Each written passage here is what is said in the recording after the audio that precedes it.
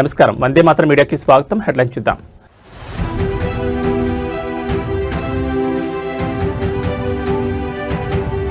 తిరుమలలో కలకలం, శ్రీవారి క్యూలైన్లో భక్తురాల్ని కాటేసిన పాము.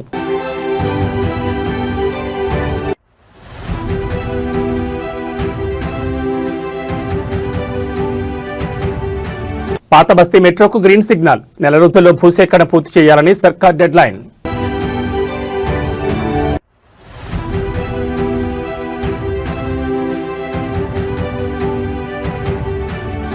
అక్షరాలు అంగడి సరుకయ్యాయి. యూపీలో ప్రభుత్వ నోటు పుస్తకాలు కిలో ₹4 విక్రయం.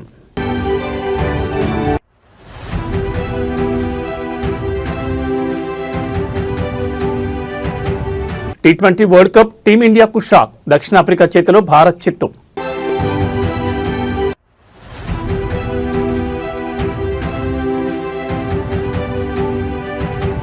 తెలుగు రాష్ట్రాలపై అల్పపీడన పంజా, ఏపీలో భారీ వర్షాలు, తెలంగాణలో వణికిస్తున్న చలి. ఇక వివరాలు చూస్తే తిరుమలలో భక్తులు ఒక్కసారిగా ఉలిక్కిపడ్డారు. శ్రీవారి దర్శనం కోసం వేచి చూస్తున్న క్యూలైన్లలో ఊహించని సంఘటన చోటు చేసుకుంది. గోవింద నామస్మరణతో మారుమోగే క్యూలైన్లలో ఒక్కసారిగా భయాందోళన నెలకొంది.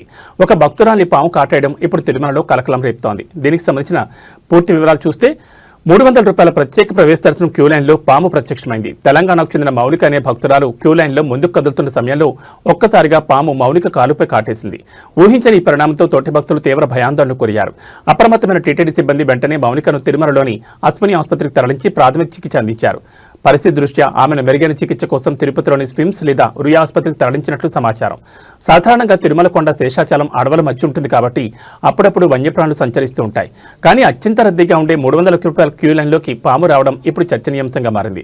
అసలు క్యూలైన్ల నిర్వహణలో భద్రతా లోపాలున్నాయా, పారిశుద్ధ్య పనులు సరిగ్గా జరగడం లేదా అనే ప్రశ్నలు భక్తుల నుంచి వినిపిస్తున్నాయి.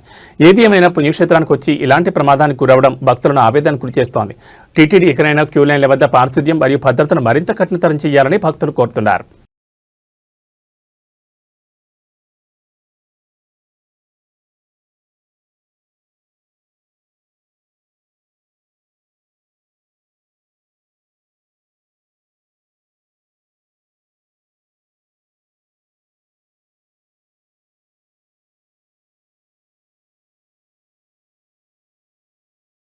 ఆంధ్రప్రదేశ్లో ఇంటర్ పరీక్షలు ప్రారంభమయ్యాయి. ఇవాళ ఫస్ట్ ఇయర్ విద్యార్థులకు పరీక్షలు జరుగుతుండగా రేపు సెకండ్ ఇయర్ విద్యార్థులు తమ పరీక్షలకు హాజరు కానున్నారు. పరీక్షల నిర్వహణ కోసం రాష్ట్ర వ్యాప్తంగా 1537 కేంద్రాలను ఇంటర్ బోర్డు ఏర్పాటు చేసింది. పరీక్ష సమయానికి ఒక్క నిమిషం ఆలస్యమైనా లోపలికి అనుమతించేది లేదని అధికారులు ముందే స్పష్టం చేశారు. ఆంధ్రప్రదేశ్లో ఇంటర్ పరీక్షలు ప్రారంభమయ్యాయి. ఇవాళ ఫస్ట్ ఇయర్ విద్యార్థులకు పరీక్షలు జరుగుతుండగా రేపు సెకండ్ ఇయర్ విద్యార్థులు పరీక్షలకు హాజరు కాబోతున్నారు. అయితే కొంతమంది ఎగ్జామ్ హాల్కి ఆలస్యంగా రావడంతో వారిని గేటు దగ్గరే ఆపేశారు సిబ్బంది. లోపలికి పంపించాలని గేటు దగ్గర నిలబడి ఎదురు చూస్తున్నారు విద్యార్థులు. ట్రాఫిక్ కారణంగా ఆలస్యమైందని, ఈసారికి అనుమతించాలని తల్లిదండ్రులు వేడుకున్నారు. సిబ్బంది అనుమతించకపోవడంతో విద్యార్థులు కంటతడి పెట్టారు. ఈ ఒక్కసారికి అనుమతించాలని గేటు దగ్గర నిలబడి కన్నీరు పెట్టుకున్నారు. ఆంధ్రప్రదేశ్ రాష్ట్ర వ్యాప్తంగా ఈ సంవత్సరం మొత్తం 10,57,899 మంది విద్యార్థులు పరీక్షలకు హాజరవుతున్నారు. ఇందులో 5,31,275 మంది మొదటి సంవత్సరం విద్యార్థులుండగా 5,26,264 మంది ద్వితీయ సంవత్సరం విద్యార్థులు హాజరు కానున్నారు. పరీక్షలు ఉదయం 9 గంటల నుంచి మధ్యాహ్నం 12 గంటల వరకు జరగనున్నాయి. పరీక్ష సమయానికి ఒక్క నిమిషం ఆలస్యమైన కేంద్రంలోకి అనుమతించబోరని, ముందే సెంటర్కు చేరుకోవాలని ఇంటర్ బోర్డు స్పష్టం చేసింది.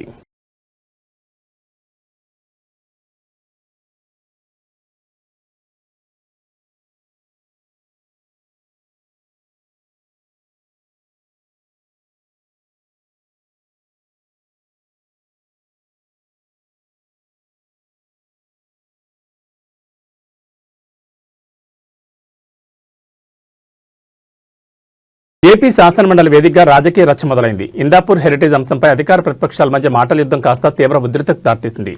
వైసీపీ ఎమ్మెల్సీల ఆందోళనతో సభ దద్దరిల్లిపోయింది. ఇందాపూర్ మరియు హెరిటేజ్ అంశంపై తక్షణమే చర్చ చేపట్టాలని వైసీపీ ఎమ్మెల్సీలు పట్టుబట్టారు.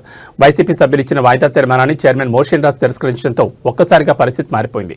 చైర్మన్ నిర్ణయానికి వ్యతిరేకంగా వైసీపీ ఎమ్మెల్సీలు నినాదాలు చేస్తూ పోడియం వైపు దూసుకెళ్లారు. సభలో గందరగోళం నెలకొనడంతో చర్చకు అవకాశం లేని పరిస్థితిలో చైర్మన్ సభను తాత్కాలికంగా వాయిదా వేశారు. మండలి ప్రారంభం కాగానే వైసీపీ సభ్యులు హెరిటేజ్ అంశాన్ని లేవనెత్తారు. ప్రభుత్వ తీరును నిరసిస్తూ ప్లకార్డులతో నిరసన తెలిపారు. చర్చకు పట్టుబట్టినప్పటికీ రూల్స్ ప్రకారం వాయిదా తీర్మానం అనుమతించలేమని చైర్మన్ స్పష్టం చేశారు. దీంతో ఆగ్రహించిన వైసీపీ సభ్యులు సభా కార్యకలాపాలను అడ్డుకున్నారు. మరోవైపు అధికార పక్షం కూడా వైసీపీ తీరును తప్పుపడుతోంది. ప్రజల సమస్యల కంటే రాద్ధాంతం చేయడమే ప్రతిపక్షం పనిగా పెట్టుకుందని విమర్శిస్తోంది. అటు వైసీపీ మాత్రం ప్రభుత్వం చర్చకు భయపడుతోందని, వాస్తవాలు బయటకొస్తాయనే కారణంతోనే చర్చను అడ్డుకుంటోందని ఆరోపిస్తోంది. ప్రస్తుతానికి సభ వాయిదా పడింది. తిరిగి సభ ప్రారంభమైన తర్వాత కూడా ఇదే వేడి కొనసాగే అవకాశం కనిపిస్తోంది. వైసీపీ సభ్యులు తమ ఆందోళన కొనసాగిస్తారా లేదా ప్రభుత్వం చర్చకు అంగీకరిస్తుందా అనేది వేచి చూడాలి.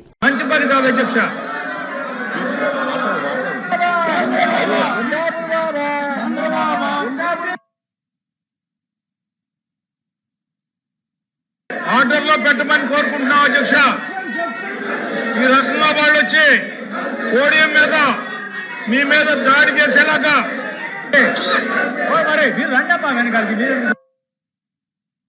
ఆర్డర్లో పెట్టవలసిందిగా కోరుతా ఉన్నాం అధ్యక్ష. ఇది మంచి సంప్రదాయం కాదు అధ్యక్ష. భాగ్యనగర వాసులకు, ముఖ్యంగా పాత బస్తీ ప్రజలకు ఒక బిగ్ అప్డేట్. ఎన్నో ఏళ్లుగా కాగితాలకే పరిమితమైన పాత బస్తీ మెట్రో లైన్ ఇప్పుడు పట్టాలెక్కేందుకు సిద్ధమవుతోంది. మెట్రో 2వ విడత పనుల్లో భాగంగా ప్రభుత్వం అత్యంత కీలకమైన అడుగు వేసింది. పాత బస్తీ మెట్రో భూసేకరణ ప్రక్రియను కేవలం నెల రోజుల్లోనే పూర్తి చేయాలని ప్రభుత్వం అధికారులను ఆదేశించింది. ఎంజీబీఎస్ నుంచి ఫలక్నుమా వరకు సాగే ఈ 5.5 కిలోమీటర్ల లైన్పై ఉన్న అడ్డంకులన్నీ తొలగిపోనున్నాయి. ఎట్టి పరిస్థితుల్లోనూ పనులు ఆలస్యం కాకూడదని, బాధితులకు నష్టపరిహారం చెల్లింపులో పారదర్శకత ఉండాలని స్పష్టం చేసింది. ఈ ప్రాజెక్టు పూర్తయితే పాత బస్తీ నుంచి నగరంలోని ఇతర ప్రాంతాలకు రవాణా కష్టాలు తీరనున్నాయి. హైదరాబాద్ మెట్రో ఫేజ్ 2లో భాగంగా పాత బస్తీ లైన్ నిర్మాణం ఇప్పుడు టాప్ ప్రయారిటీగా మారింది. గతంలో అనేక సాంకేతిక మరియు భూసేకరణ ఇబ్బందుల వల్ల ఈ ప్రాజెక్టు నిలిచిపోయింది. కానీ ఇప్పుడు ప్రభుత్వం యుద్ధ ప్రాతిపదికన పనులు పూర్తి చేయాలని నిర్ణయించింది. ముఖ్యంగా దారిలో ఉన్న మతపరమైన కట్టడాలు, వారసత్వ కట్టడాలకు నష్టం కలగకుండా డిజైన్లలో మార్పులు చేసిన సంగతి తెలిసిందే. ఇప్పుడు భూసేకరణకు సంబంధించి 1 మంత్ డెడ్ లైన్ విధించడంతో ఇక జేసీబీలు రంగంలోకి దిగడమే తరువాయని తెలుస్తోంది. నెల రోజుల్లో భూసేకరణ పూర్తయితే వచ్చే కొన్ని నెలల్లోనే పిల్లర్ల నిర్మాణం ప్రారంభమయ్యే అవకాశం ఉంది. పాత బస్తీ మెట్రో అందుబాటులోకి వస్తే చార్మినార్, సాలార్జంగ్ మ్యూజియం వంటి పర్యాటక ప్రాంతాలకు వెళ్లే భక్తులు, పర్యాటకులకు ట్రాఫిక్ తిప్పలు తప్పుతాయి.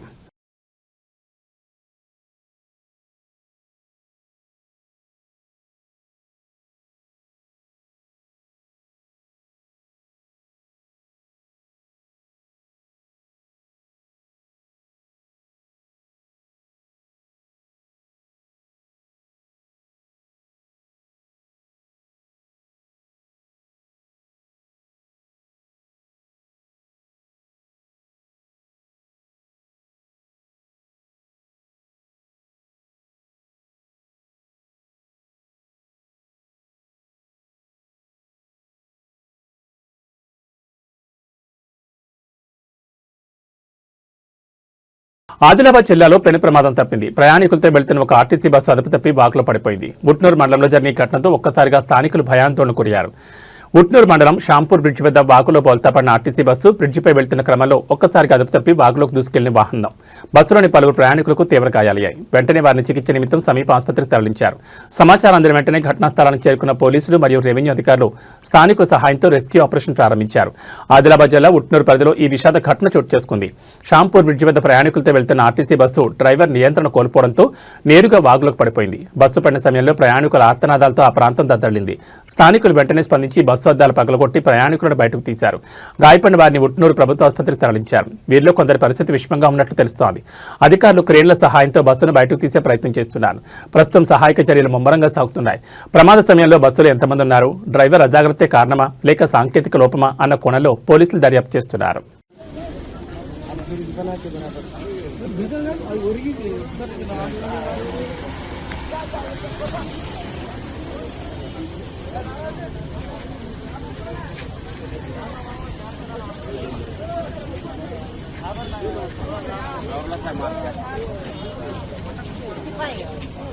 తెలంగాణలో గత ప్రభుత్వం చేపట్టిన ప్రాజెక్టులు 80% పూర్తయినా మిగిలిన 20% పనులు పూర్తి చేయడానికి రాష్ట్ర ఖజానాలో సరిపడ నిధులు లేవని ముఖ్యమంత్రి రేవంత్ రెడ్డి అసహనం వ్యక్తం చేశారు. గత పాలకుల తప్పిదాల వల్ల రాష్ట్రం అప్పుల ఊబిలో కోరుకుపోయిందని ఆయన ఆరోపించారు. అయితే ముఖ్యమంత్రి వ్యాఖ్యలపై ప్రతిపక్షాలు తీవ్రస్థాయిలో ధ్వజమెత్తున్నాయి. రాష్ట్ర అభివృద్ధికి ప్రాజెక్టులకు నిధులు లేవంటున్న ప్రభుత్వం మరి పార్టీ ప్రచారాలకు, ఇతర కార్యక్రమాలకు వేల కోట్లు ఎక్కడి నుంచి వస్తున్నాయని విపక్ష నేతలు ప్రశ్నిస్తున్నారు. ఒకవైపు ప్రాజెక్టులు ఆగిపోతున్నాయని ఆవేదన, మరోవైపు నిధుల మళ్లింపుల ఆరోపణలు. ఈ నేపథ్యంలో అసలు రాజకీయ సమీకరణాలు ఎలా ఉన్నాయో, రాష్ట్ర ఆర్థిక పరిస్థితిపై శ్వేతపత్రం విడుదల చేసిన ప్రభుత్వం అప్పుల వడ్డీలకే సగం ఆదాయం పోతోందని చెప్తోంది. 80% పూర్తయిన ప్రాజెక్టులను గాలి కుదిలేసి కొత్త పథకాలకు నిధులు ఎలా కేటాయిస్తారని సామాన్య ప్రజలు సైతం సోషల్ మీడియా వేదికగా ప్రశ్నిస్తున్నారు. కాంగ్రెస్ పార్టీ అవసరాల కోసం భారీగా నిధులు వెచ్చిస్తున్నారన్న ఆరోపణలపై అధికార పక్షం ఇప్పటివరకు స్పష్టమైన వివరణ ఇవ్వలేదు. నిధుల వివాదంపై ప్రభుత్వం ఇచ్చే తదుపరి వివరణ కోసం వేచి చూడాలి.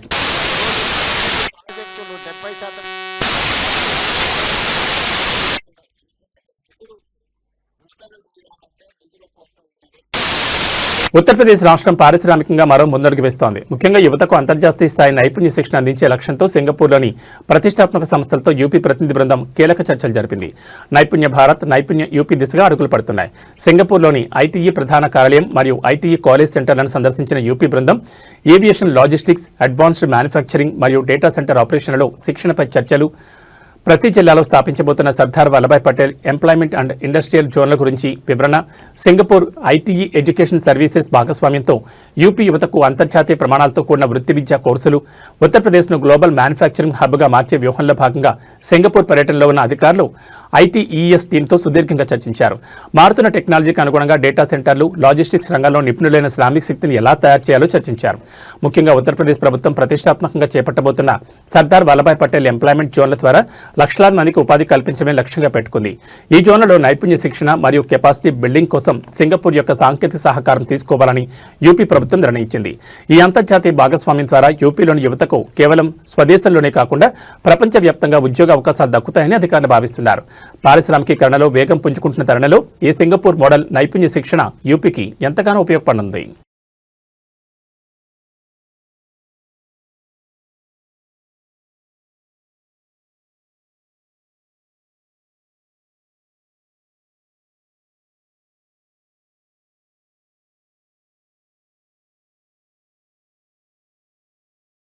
నెల్లూరు జిల్లాలో పెను ప్రమాదం తప్పింది. కోవూరు వారధి సెంటర్ సమీపంలోని ముంబై జాతీయ రహదారిపై ఒక సిమెంట్ లారీ బీభత్సం సృష్టించింది.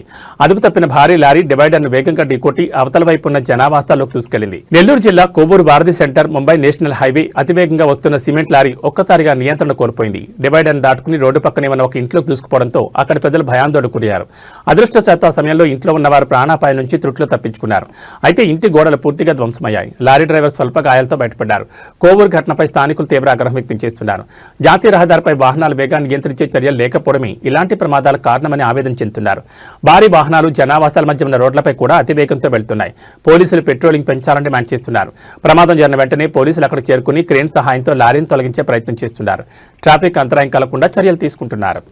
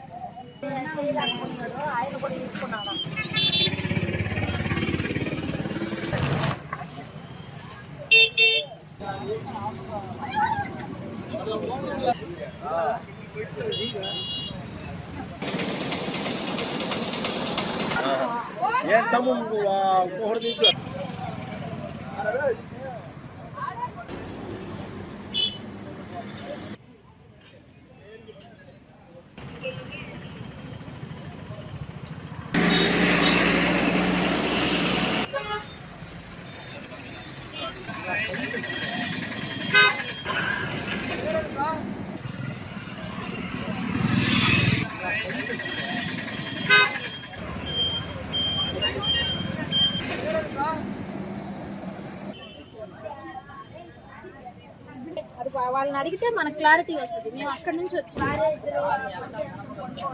1 గంటప్పుడు మేము లేచి ఏంటి దబ్బని సౌండ్ వచ్చింది. ముందు మామూలుగా అప్పుడప్పుడు పంచులు అవుతా ఉంటాయి ఈ లారీలు వెనక. సరేలే పంచులు అయిందిలే అని అనుకున్నాము. మా ఇంటి పక్కన ఒక అబ్బాయి వచ్చి మామ మీ ఇల్లెక్కేసింది లారీ అనలకే మా ఆయన పరిగెత్తుకుంటా వచ్చాడన్న. పరిగెత్తుకుంటా వచ్చే లోపలికి ఆ లారీ ఇంటి మీద నుంచి దోసుకొని వచ్చేస్తుంది. కింద వాళ్ళిద్దరు ఉండిపోయి ఉన్నారు, మా పెదబాబు పెదమ్మ. వాళ్ళని మా ఊళ్ళో లాగారు బయటికి. లారీలో అబ్బాయిని కూడా మా ఆయనే లాగాడు. ఆయన పేరు మౌలాలి మస్తానమ్మ. హాస్పిటల్లో ఉండారన్న. కొంచెం నరాలు ఏందో చిట్లున్నాయంట. ఎక్స్రేలు తీస్తా ఉన్నారు. మా తల దగ్గర దెబ్బలు ఉందంట. ఆపరేషన్ చేయాలి. అటు పోయే లారీ అన్నది తాడిపత్రి నుంచి వస్తుందంట, నెల్లూరుకి పోతుంది. అక్కడ నుంచి డివైడర్ కొట్టుకొని డివైడర్ నుంచి లోపల ఇంటి మీదకి వచ్చేస్తుంది అన్నదే. ఆ సౌండ్ కూడా భయంకరంగా వచ్చింది. ఆ సౌండ్కి లేచి పరిగించాము. ఉత్తరప్రదేశ్లో విద్యా వ్యవస్థను ఉలిక్కిపడేలా చేసిన ఒక దారుణ ఘటన వెలుగులోకి వచ్చింది. పేద విద్యార్థులకు ఉచితంగా అందాల్సిన నోట్ పుస్తకాలు, అక్షరాలు దిద్దాల్సిన చోటు నుండి అంగడి సరుగ్గా మారిపోయాయి. ఉత్తరప్రదేశ్లోని విద్యాశాఖ నిల్వ ఉంచిన వేల సంఖ్యలో నోట్ పుస్తకాలు బహిరంగ మార్కెట్లో కిలోల లెక్కన అమలవుతున్నాయి. ప్రభుత్వ ముద్ర ఉన్న ఈ పుస్తకాలను చిత్తు కాగితాల ధరకు విక్రయిస్తుండడం కలకలం రేపింది. ఒక అప్రమత్తమైన పౌరుడిచ్చిన సమాచారం మేరకు పోలీసులు జరిపిన దాడుల్లో షాకింగ్ నిత్యాలు బయటపడ్డాయి. సుమారు 15,000 నోట్ పుస్తకాలను అధికారులు స్వాధీనం చేసుకున్నారు. ఇవన్నీ ప్రభుత్వ పాఠశాలలోని విద్యార్థులకు పంపిణీ చేయాల్సినవి. మార్కెట్లో ఒక్కో పుస్తకం విలువ 10,000 రూపాయలు ఉంటే ఇక్కడ మాత్రం కేవలం 4 రూపాయలకే కిలో చొప్పున విక్రయిస్తున్నట్టు తేలింది. ఈ వ్యవహారంలో విద్యాశాఖలోని కింది స్థాయి సిబ్బంది నుండి పై స్థాయి అధికారుల వరకు ఎవరి హస్తం ఉందనే కోణంలో దర్యాప్తు జరుగుతోంది. పిల్లల చదువులతో చెలగాటమాడుతున్న ఇలాంటి వారిని కఠినంగా శిక్షించాలని స్థానికులు డిమాండ్ చేస్తున్నారు.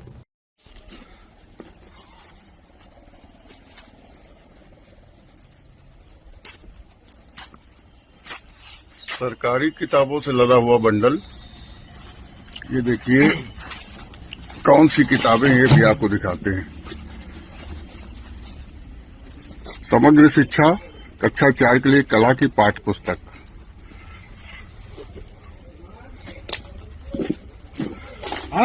और ये निःशुल्क वितरण है 2026-27 की किताबें हैं।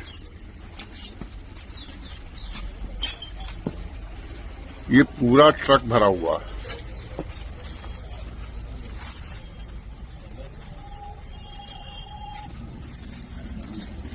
ये देखिए यहाँ कबाड़ की दुकान है, कबाड़ की दुकान पे ये किताबें आई हैं।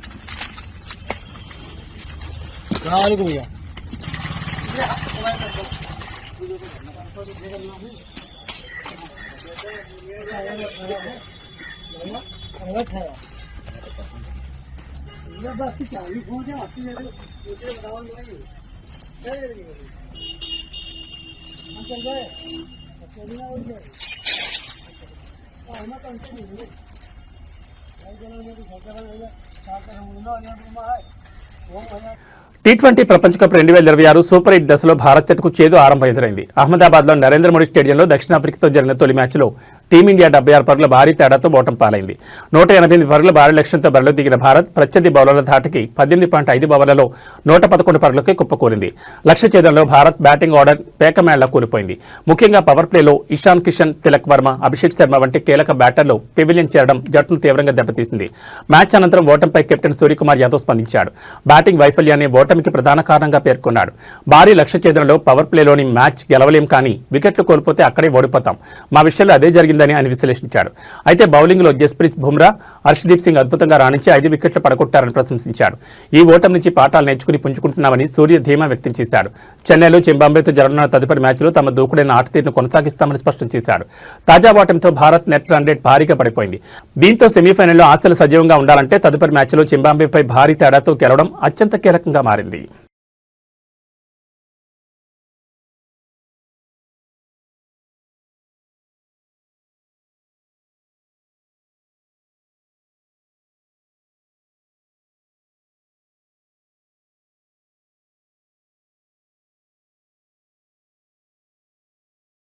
తెలుగు రాష్ట్రాల వాతావరణం ఒక్కసారిగా మారిపోయింది. బంగాళాఖాతంలో ఏర్పడిన అల్పపీడనం ఇప్పుడు ఏపీ తీరాన్ని కమ్మేస్తోంది. రాగల 24 గంటలు అత్యంత కీలకం కానున్నాయి. అటు వర్షాలు, ఇటు చలిగాలులతో ప్రజలు అప్రమత్తంగా ఉండాలని వాతావరణ కేంద్రం హెచ్చరిస్తోంది. అల్పపీడన ప్రభావంతో ఏపీ తీర ప్రాంత జిల్లాలో రాగల 24 గంటల్లో భారీ నుంచి అతి భారీ వర్షాలు కురిసే అవకాశం ఉంది. గంటకు 40 నుంచి 50 కిలోమీటర్ల వేగంతో బలమైన గాలులు వీచే అవకాశం ఉంది. మత్స్యకారులు వేటకు వెళ్లొద్దని అధికారులు హెచ్చరించారు. అల్పపీడన ప్రభావంతో తెలంగాణలో పొడి గాలులు వీచనున్నాయి. దీనివల్ల రాబోయే 2 రోజుల్లో చలి తీవ్రత ఒక్కసారిగా పెరిగే అవకాశం ఉంది.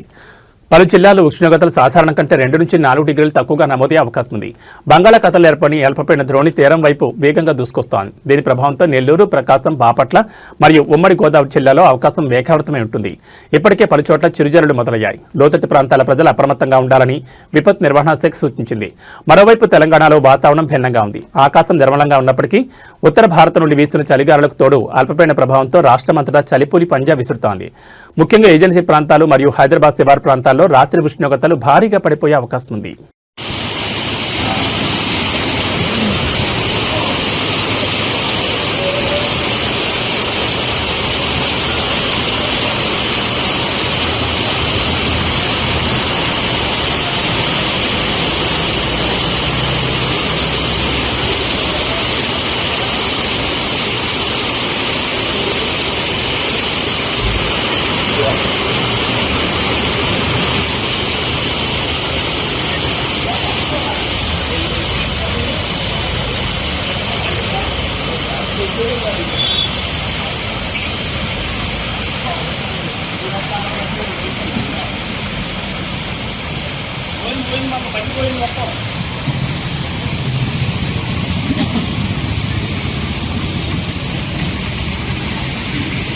అనకాపల్లి జిల్లా నర్సీపట్నం మండలంలోని నీలంపేట గ్రామంలో ఆదివారం స్వర్గీయ నందమూరి తారక రామారావు విగ్రహావిష్కరణ మహోత్సవం అత్యంత వైభవంగా జరిగింది. ఈ కార్యక్రమానికి ముఖ్య అతిథిగా విచ్చేసిన ఆంధ్రప్రదేశ్ రాష్ట్ర శాసనసభ స్పీకర్ చింతకాయల అయ్యన్న పాత్రుడు ఎన్టీఆర్ విగ్రహాన్ని ఆవిష్కరించారు.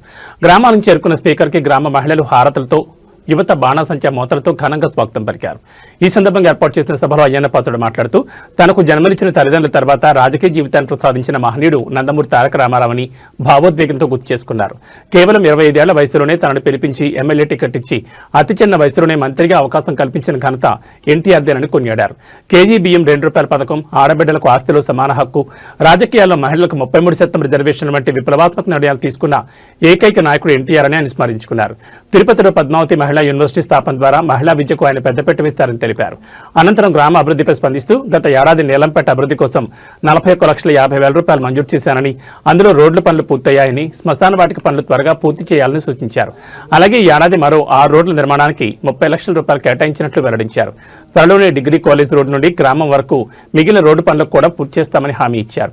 ఈ కార్యక్రమంలో నర్సీపట్నం పట్టణ టీడీపీ పార్టీ అధ్యక్షులు కౌన్సిలర్ చింతకాయల రాజేష్, టీడీపీ నాయకులు Bolem Srinivas, Venkinaidu, ZPTC Ramanamma, market committee chairman Gavireddy Venkataramana, Sri Rangaswamy, Bolem Ramprasad, municipality కౌన్సిలర్లు మరియు పార్టీ శ్రేణులు భారీ సంఖ్యలో పాల్గొన్నారు. నమస్కారం అండి. మరి ఈరోజు చాలా ఆనందకరమైన విషయం. ఎందుకంటే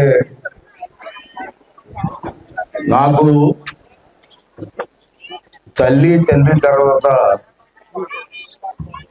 నాకు ఈ జీవితాన్ని ఇచ్చింది నందమూరి తారక రామారావు గారు.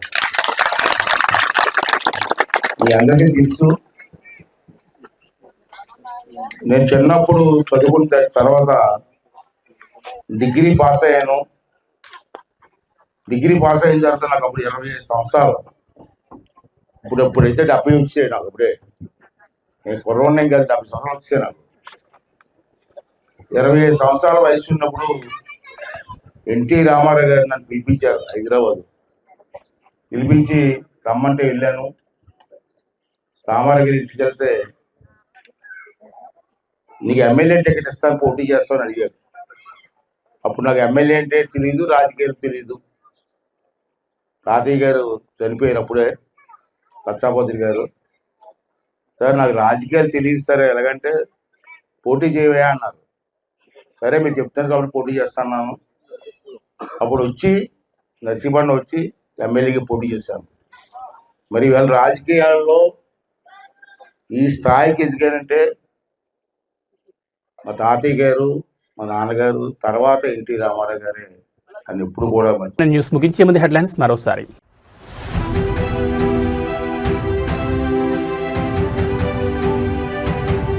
తిరుమలలో కలకలం, శ్రీవారి క్యూలైన్లో భక్తురాల్ని కాటేసిన పాము.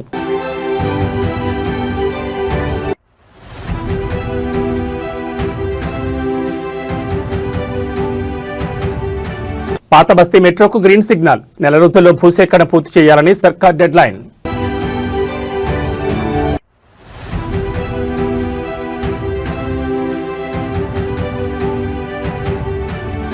అక్షరాలు అంగడి సరుకయ్యాయి, యూపీలో ప్రభుత్వ నోటు పుస్తకాలు కిలో ₹4 విక్రయం.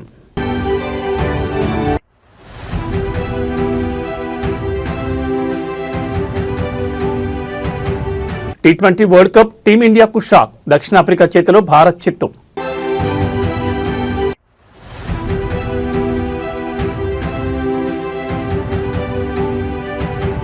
తెలుగు రాష్ట్రాలపై అల్పపీడన పంజా, ఏపీలో భారీ వర్షాలు, తెలంగాణలో వణికిస్తున్న చలి.